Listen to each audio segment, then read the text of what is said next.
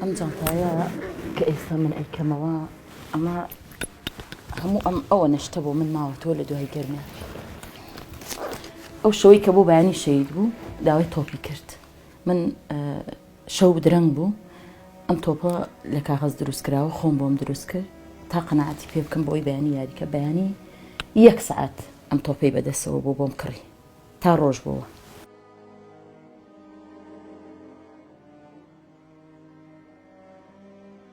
دە ساڵە یادەوەری کوڕە نۆبەرەکەی لە جانتایەکی خۆڵاویدا پاراستووە. تەنها سەبووری بابوونی ئەم کەلوپەلانە دێت. خوێنی کوڕەکەی بەو پارچە پەڕۆیەوەیە. دەیەوێت بیداتە ئەو دادوەرەی کە مافی کوڕەکەی بۆ وەردەگرێتەوە. تەنها ئەم شتانەیە یادگاریە بۆ منیانی ئەمە ئەبێ ڕۆژانە من دەریکەم و سەیریان کەم و ئاخوا ڕۆژێکە بێت یعنی یاسا سەروەر بێ لە وڵاتەیە من بتوانم بە کوژەکەی گەرمیان بە چای خۆم ببینم لە قەفەزی تاوانە. بەڵام لەو قەناعەتیانیم تا خاوەنی ئەم دەسەڵات و حیزبەبی. من بڕوام بە ئەم دەسەڵات و حیزبانە نییە لەبەرەوەی یعنی لەم وڵاتەیە لە هەموو وڵاتێکە قانون هەیە، یاسا هەیە، دادوەرەکان دەوری خۆیانە بینن. بەڵام لێرە بە تەلەفۆنێک ئەبێت تۆ یا حزبی بیت ئەو کاتە ئیشتە ڕای یان ئەبێ وەکو من چۆن 10 ساڵە جەرگیان بڕی و کوڕە نۆبەرم بۆ کوڕە گەورەم بۆ شەیدیان کردووە بۆ مانەوەی خۆیان بۆ کورسی و دەسەڵات بەداخەوە بۆ هەموو حیزبەکان کە هەمویان تاوانبارن چی گەرمیان یەکشتی نازانی لە خۆپشاندا.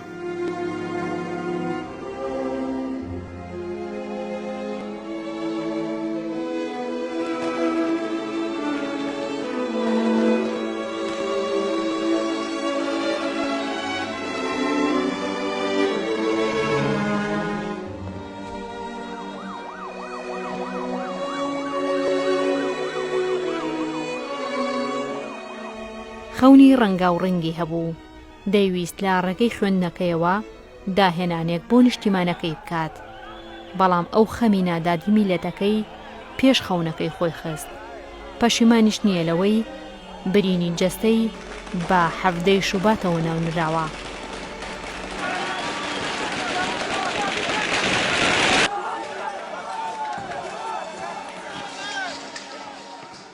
لە بەردەم لقی چوارە کاتێککە هەموو ئەوانەی لەوێ بوون بەردیانەگرتە شوشەکانی لقی چوار لەبەرەوەی هەر شعاریانەوت و ئەیانوتەوە کە بەرپرسێک بێتە بەردەم لقی چوار بۆ ئەوەی کە قسەیان لەگەڵکەین بۆ ئەوەی کە نوێنەرێکمان بڕاتە ئەوێ و لەگەڵ گفتوگۆ بکەین یاخود دانستانێکمان لەگەڵاکەن یاخود بەڵێنێکمان پێبەن یا شتێک لەو بابەتانە. بەڵام هیچ شتێک لەوانن ڕووی نەیە بەڵکو بەتەقە وەڵامیان داینەوە کە کەس نەهات بەهانامانەوە بەدەنگمانەوە کە قسەمان لەگەڵا بکات بەردیان گرتە هینەکە. هەتا منیش هیچ شتێکم نەگرتە لقی چوار تەنانەت لە دڵی خۆم و لە مەشی خۆمە ئەموت با منی ژوا بکەم. بەڵام من وجدانم ڕێگەی نەیام کە ئەوە بکەم بەرد بگرمە لقی چوار. لە کۆتا دەقەیە ویستم بەردێک هەڵگرم و بیشکێنم بۆی کە بەرد بگرمە لقی چوار لە پڕێکە تەقەکە ڕوویا و منیش کەوتم. ئیتر ئاگام لە خۆم نەما فیشەک بەر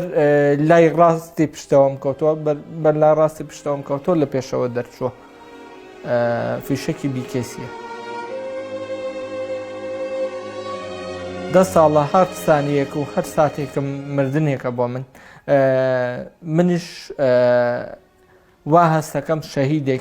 شەهیدێکی زیندوم کە هەر ساتێک شەهید بوونەوەیەکە بۆ من لەبەرەوەی من لای ڕاست لای چەپم دەست و قاچ و چاوم لە دەست داوە یعنی بەڕاستی سستە.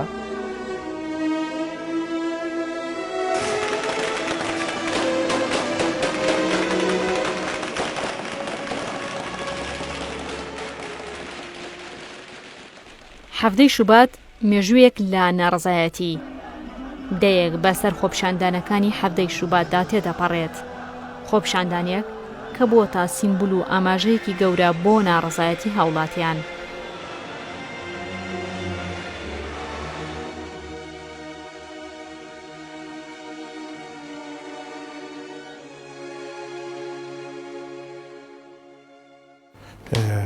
خۆپیشاندانێکی ڕێکخراو بوو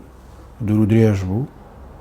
کاریگەری لەسەر بارودۆخی سیاسی کوردستان کرد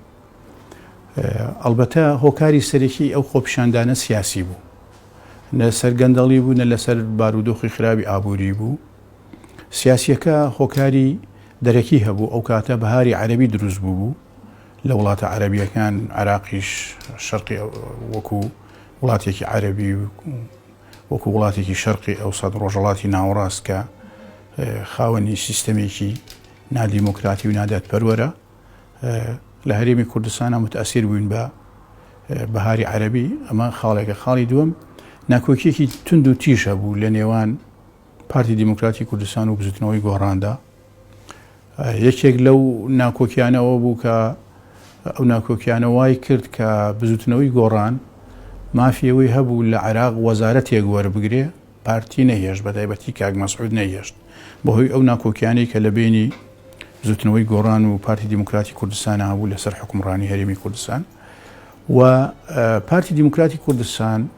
هەندێک سیاسەتی هەبوو دەرهەق بە سلێمانی لەلایەکەوە ئەیانوت ئەگەر خەڵکی سلێمانی دەنگمان باتێ ئێمە وەکو هەولێر خزمەتی سلێمانیەکەین لەلایەکی کەشەوە ئەومان بیر نەچێت کە هەندێک ڕێوشوێن گیرایە بەرامبەر بە میدیای ئازادی ئەو کاتە بەرامبەر بە ڕۆژنامەکانی ئاوێنە بەرامبەر بە هاوڵاتی بەرامبەر بە ڕۆژنامەی ڕۆژنامە پارتی دیموکراتی کوردستان بە تایبەتی سکرتێری ئەو حیزبە سکاڵای دژی ئەو ڕۆژنامانە بەرز کردبووە و داوای مەلاین هینیە کرد دیناریە کرد خەسارەت و من ئەو کاتە وتارێکم نووسی باسیەوەمە کرد فازڵ میرانی لە سەلاحەدینەوە بردومانی سلێمانیەکە ئەمانە هەموو وای کرد کە ئیتر خەڵک ناڕزاییەکانی وردە وردە زیاو بکە ئەوە بوو لە حەڤەی شوباتە کۆمەڵی چالاگوان مۆڵەتیان وەرگرت بوو بۆ ناڕزایی دەربڕین کە چوونە بەردەم بارەگای لقی پارتی دیموکراتی کوردستان لقیان بەردباران کرد لقیش بە گول لە وەڵامی دانەوە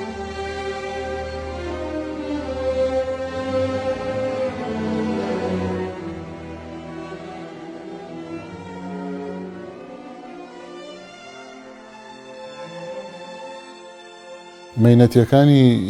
گەلی کوردستان مەینەتەکانی گەلەکەمان لە حەفدەی شوباتەوە دەستی پێ نەکردبوو مێژوویەکی دوور و درێژمان هەیە لە مەینەتی بەڵام لە حەفدەی شوباتە هەنگاوێک بوو بۆی کە میلەت لە شەقامەوە فشار بکە و هاوار بکە ئەوەی کە ڕوویدا پێکەوەی و هەماهەنگی لەگەڵ گەلانی تر ئەوە یەکگرتوویی مەینەتیەکانیان دەرەخا کە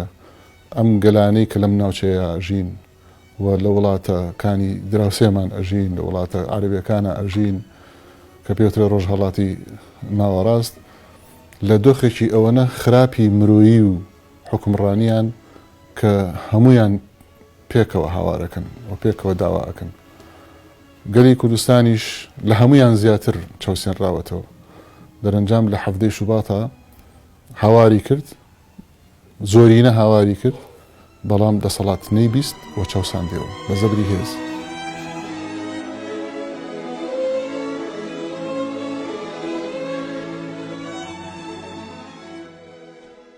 حەفدەی شوبات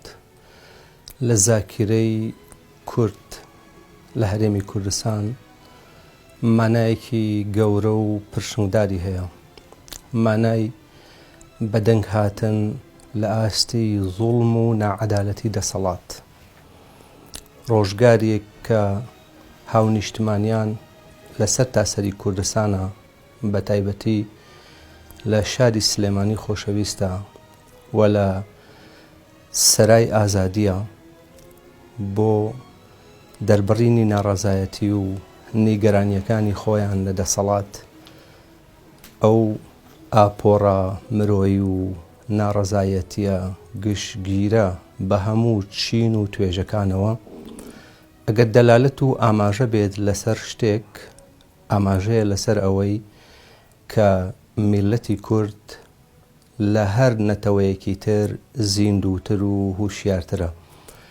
و ئەو خەون و ئومێدەی هەبوو کە لە دوای ڕاپەڕین دەسەڵاتی کورد و سەرانی حکومڕانی لە کوردستانە بتوانن قەرەبووی ستەم لێکراوی میلەتی کورد و نادادی ڕژێمەکانی پێشووی بۆ بکەنەوە، بەڵام بەداخەوە بە دەرکەوت کە ئەوانیش خەرمانێکی گەورە و مەڵۆیەکی تریان خستە سەر زوڵم و ستەمکاری میلەتانی میلەتی کورد لەگەڵ ڕژێمە پێشوەکانی عێراق بە شێوەیەکی گشتی. بۆیە ئەکرێت بڵێن حەڤەی شوبات مێژوویەکی سپی پرشنگدارە لە شۆڕشێکی سپی بەرخۆدان بوو بۆ بەدەنگ هاتن و بە خەبەرهێنانی دەسەڵات لەو هەڵە و ستەمکاریەی کە تێکەوتووە. هێزە ئەمنیەکانی حیزب و حکوومەت لولەی تفەنگەکانیان ڕووکردا خۆپشاندەران و بوونە هۆی شەهیدبوونی دەیان ڕۆڵەی نیشتیمان کە تاوەکو ئێستاش دایک و باوکیان بە حەسرەتەوە فرمێسکیان بۆ دەڕێژن، ئازاری مەرگی ڕۆڵەکانیان بیر ناچێتەوە. ئەوان دەڵێن بریا مەرگی جگەرگۆشەکانمان بەدەست دوژمنانی کورد بووایە.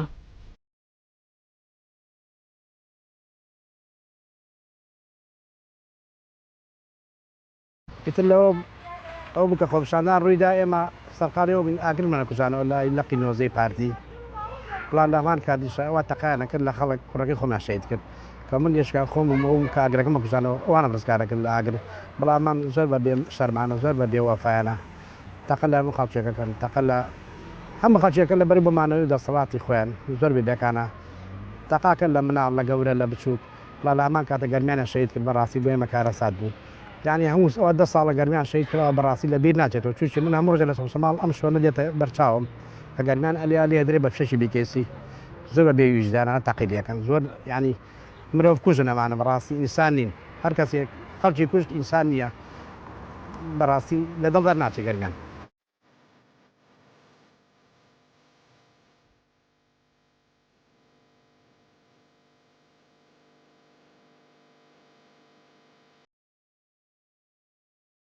پێم خۆش بوو پێشمەرگە وایە دیفاعی لەم نیشتیمانە بکردایە لە خاکی کوردستان بکردایە لە شەڕی داعشا شەید وایە زۆر لەوە خۆشتر بوو کە بەدەستی دەسەڵاتێکی کوردی ناوخۆیان ناوە کوردی و ڕاستی ئەمانە مافیان دەسەڵاتێکی گەمژە، یعنی سیاسیەکانی ئێمە زۆر گەمژەن، سیاسی گەمژە هیچ قسەیەکی لەگەڵ ناکرێت. ینی من هیچم نییە پێیان بەڵێم بەداخەوە ئەڵێم حەفدەی شوباتیش ئامانجی هەبوو بۆ کۆمەڵی خەڵک تەنیا ئازارەکەی بۆ ئێمە بوو.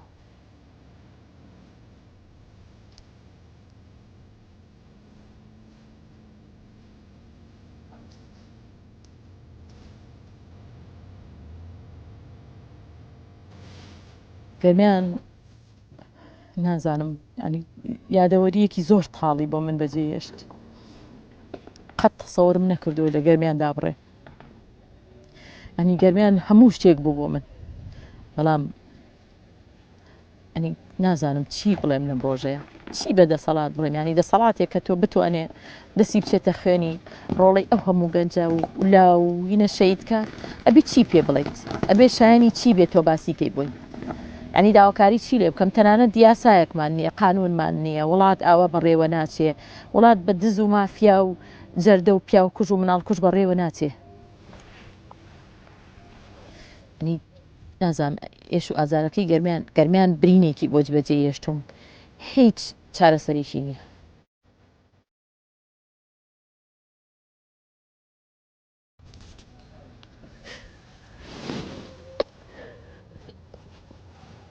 تاوەکو ئێستاش بۆ چوونێکەیە کە پێیان وایە هۆکاری بەشێکی زۆر لە قەیران و کێشە و نەهامەتەکانی ئێستای هەرێم بۆ حەفدەی شوبات و ڕۆژانی دوایی دەگەڕێتەوە. ئەوان دەڵێن ئەو دەم قەیران و کێشەیەکی ئەو تۆ نەبوو کە خۆپشاندانێکی وەها گەورەی بۆ بکرێت.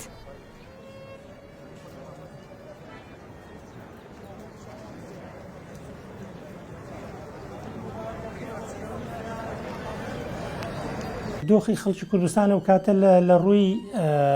داراییەوە لە ئێستا باشتر بوو، موچە نەبڕدرا بوو، موچەکان لە کاتی خۆی دادرا، کۆمەڵێک ئیمتیازاتی دارایی و کۆمەڵێک دەستکەوتی دارایی هەبوو، بەڵام لە ڕووی نەعەدالەتیەوە نەعەدالەتی فراوان هەبوو و لە ڕووی کە بەڕێوەبردننی کۆمەلگاوە بەڕێوەبردنێکی ناشایستە هەبوو کە خەڵکی کوردستان لی ڕازی نەبوو. خەڵکی کوردستان قوربانی نەدابوو بۆی دەسەڵاتێک بێتە سەرکار بێ بە دەسەڵاتێکی بنەماڵەیی بێ بە دەسەڵاتێک کە حیزبەکان بتوان قۆرخی تەواوی بۆ بوارەکانی ژیانی خەڵک لە ئابووری و لە سیاست بکەن و خەڵک قوربانی بۆ ئەوە نەدابوو کە دەسەڵاتێک بێتە پێشەوە کە مای نەنجی بێ بۆ هەرێمی کوردستان نەک مای سەربەرزی بۆیە خەڵکی کوردستان دەیویست دەسەڵاتێک دروستکە کە شایستی خەڵکی کوردستان و قوربانەکانی خەڵکی کوردستان بێ لەو هەلومەرجەدا بە هیچ شێوەیەک حاڵتێکی وا لە ئارەدا نەبوو دەسەڵاتێکی خراپ بوو گەندەڵی زۆر هەبوو و نەعادالەتێکی زۆر ناداتپەروەریەکی زۆر هەبوو هەم لە بەڕێوەبردننی سیاسی کۆمەلگادا و هەم لە دابەشکردنی سەرۆت و سامانی کۆمەلگادا و خەڵکی کوردستان ترسی هەبوو لەوەی کە ئەم دەسەڵاتە بەرەو ئاقارێک بڕوا کە ژیانی خەڵک زیاتر بکەوێتە مەترسیەوە و پێشبینی خەڵکی لەو ڕۆ بەڕاستی دەرهات یعنی ئەوەی کە خەڵکی کوردستان نایانتوانی ئەم دەسەڵاتە بگۆڕنی ئەم دەسەڵاتە چاکسازی لەم دەسەڵاتەدا بەدیبێن ئەوە بە شوێنێک گەیشتوون کە ئێستا دۆخێکی نەکەر نەخوازراوە تەنانە بۆ دەسەڵاتداران خۆشیان قابلی شانازی نییە یعنی بۆیە خەڵکی کوردستان پێشبینی ئەوەی دەکرد کە ئەم درێژەی ئەم دەسەڵاتە بە نرخی کولەمەرجی و نەهامەتی و خراپبوونی بار و گوزەرانی خەڵک تەواو دەبێت حەڤەی شوبات و پێش حەڤەی شوبات و دوای حەڤەی شوباتیش خەڵکی کوردستان چەندین جۆر ناڕزایەتی لە بەرامبەر سیستەمی حکومڕانی دەربڕیوە ناداتپەروەری نەبوونی ئازادی گەندەڵی تاکۆتایی ئێستش خۆپیشاندان هەیە ئەمساڵ خۆپیشاندانێک هەبوو لەبەرەوە تۆ ناتوانانی بڵێ ئەوە نەهامەتیە ئەوە جۆرێکە لە چالاکی خەڵک بەڵام هەندێ حاڵەت هەیە کە ئەو حیزبە سیاسیانەی لە کاتی خۆپیشاندانەکانە بەشداریان کرد لە خۆپیشاندانە دوایی پاشگەز بوونەوە داکۆکیان لە خەڵک نەکرد دیفاعیان لە شەهیدەکان نەکرد دیفاعیان لە بریندارەکان نەکرد سوودیان وەرگرت بۆ ئەوەی کە خەڵک دەنگیان باتێ ئەوانە هەبووە ئەم شتانە لە هەموو دنیا حاڵەتی وایە لە هەموو دنیا هەر چالاکیەکی سیاسیە بێت دوو پێگاتە هەیە پێگاتەیەک بەدڵ و بەگیان و بەبێ هیچ مەبەستێک ئامانجێتی ئەو ئامانجانەی کە لە بەرنامی خوا دایناوە گۆڕینی سیستەمی حکومڕانی و ڕادەستکردنی تەقەکەرەکان و بکوژەکان وانە ئەمە هی خەڵک بوو هەندی لایەنی سیاسیش هەبوون سوودیان لە سۆز و پشتیوانی خەڵک وەرگرت و ئیسفادیان لێکرد بۆ هەڵبژاردنەکان دەنگی باشیان پێهێنا ئەو شتێکی لە هەموو دنیا هەیە تەنیا لە ئێمەنیە لەبەری ناتوانانی تۆ بڵێ نەهاماتیە من ئێستش بەیان نامەکەمان کە لە سەرای ئازادیە ڕامانگەیان کە داواکاریەکانی هەفتەی شوبات وەکو ئەنجومەنی بەڕێوەبردن و خەمخواردنی خۆپیشاندانەکانی هەفتەی شوبات کە بڵاومان کردەوە داوای ئەومان ئەکرد لە هەفتەی شوباتە کە ئەم ڕۆژە نەیەتە دی کە ئێستا تیاین مەترسی ئەوەمان خستە ڕوو کە ڕۆژێکی ڕەش چاوەڕوانمانەکە ئەگەر بێت و ئەم گەندەڵکارانە لەم هەرێمی کوردستانە ئاوا بەردەوام بن بۆیە لە شەقامەوە پێمان وتن ستۆپ بۆستن ئەمەی ئێوە ئەیکەن دەرەنجامەکەی بریتیە بێ لە دەستڕۆیشتن و دەسەڵاتدارێتی چەند گەندەڵکارێکی مافیایی کە تەنها بۆ خۆیان ئەژین و میلەت ئەتوێتەوە ئەپوچێتەوە وەکو ئێستا ئەیبینین بۆیە هەفتەی شوبات هاواریە کرد بۆی ئەم ڕۆژە ڕەشە ڕوونەدا کە ئێستا بەسەر ئەم میلەتەیە هاتووە و دەسەڵاتدارەتی هەرێمی کوردستان لە هەفتەی شوباتا دەرکەوت کە چەند بێ ئیرادەیە و چەند تەنها خەمخۆری خۆیەتی و بۆ چەند گەندەڵکاریی دەسڕۆیشت و ئەژی نەک حکومڕانی و حکوومەتی میلەت بێ و بۆ میلەت بێ و لە پێناوی میلەتە بێ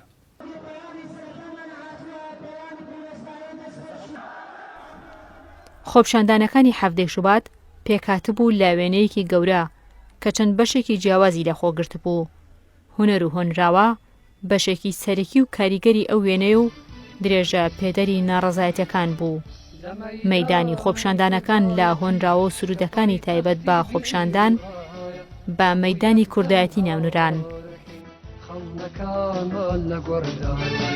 لە مەیدانی کوردایەتی کە پایتەختی بیر وایە هەموو یەک دەنگ هاوارەکەین خەونەکانمان لە بۆندایە خۆشێمەین دەمانەوێت بە زمانێ گفتوگۆکەین فرمێسکی سەدەیەک ستەم لە چاوی ئێوەدا ڕۆکەین ئێمەین پیرە پیاوی پێشوو ئێوەن گەنجی ئازای دوا ڕۆژ مافی خۆمانە دەکۆچین بکەین بۆ ژیانێکی خۆش ئێمەین پیرە پیاوی پێشوو ئێوەن گەنجی ئازای دوا ڕۆژ مافی خۆمان خۆشحاڵم بگو ئیسماعیل تاڵەبانی توانی بێتم بۆ یاخود توانی مەکە ئازار و معاناتی زۆرینەی خەڵکی بەژمێنەتی هەرێمی کوردستانم خستۆتە نێو ڕستەکانمەوە و لەو زەمن و سەردەمەدا بە دەسەڵاتی کوردی موت لە مەیدانی کوردایەتی کە پایتەختی بیر و ڕایە هەموو یەک دەنگ هاوار دەکەین خەونەکانمان لە گۆڕدایە ئێستایش ئێمەین دەمانەوێت بە زمانێک گفتوگۆکەین فرمێسکی سەدە یەکستەم لە چاوی ئێوەدا ڕۆکەین ئێمەین پیرە پیاوی پێشوو ئێوەن گەنجی ئازای دواڕۆژ مافی خۆمانەدا کۆچی بخەین بۆ ژیانێکی خۆش بەڵام بەداخەوە من پێم وایە وەک ئیسماعیل تاڵەبانی ئەگەر بەهاتایە و دەسەڵاتی کوردی لە هەفتەی شوباتی ساڵی 2011دا بە خۆداچوونەوەی بۆ خۆی بکردایە جۆی لە کۆی ئازار و معاناتی خەڵکی بەژمێنەتی هەرێمی کوردستان بگرتایە نەئەگەیشتە ئەو کەش و هەوایی کە ئێستا لە هەرێمی کوردستان سیاسیەکانی کورد یا خودڕەنگەکانی کورد دروستیان کردووە لێرەدا بەسی ئیسماعیل تاڵەبانی کە ئەڵێ ئێمەین پیرێپیاوی پێشوو ئێوەن گەنجی ئازای دواڕۆژ واتە لە سەردەم و زەمەنی خۆیدا پێش ئێمە کۆمەڵێک کەسانی قارەمان و شۆڕژگێر هەبوون کە لە پێشووتردا وەک خەڵکی بەژمێنەتی هەرێمی کوردستان پێداگر بوون لە سەر مافەڕەواکانی خۆیان بۆ نمونە بێکەس لە زەمەن و سەردەمی خۆیدا کە وتێتی 27 ساڵە من ڕەنجبەری تۆم بەنان و ئاو و جل و بەرژی خۆم هەموو یەک دەنهاوارەکەین خەونەکانمان لە گۆڵدایە وشەکانمان لە نێو ڕستەی خۆستەکانمان ئاشکرایە سیاسایەک چەوسانەوەی میلەتێکی لە ڕەوایە دەبا ساتێک بە فەرهەنگی دڵی گەلدا بچینەوە لە مەیدانی کوردایەتی بیر و ڕاکان چی بکەینەوە دەبا ساتێک بە فەرهەنگی دڵی گەلدا بچینەوە لە مەیدانی کوردایەتی بیر و ڕاکان چی بکەینەوە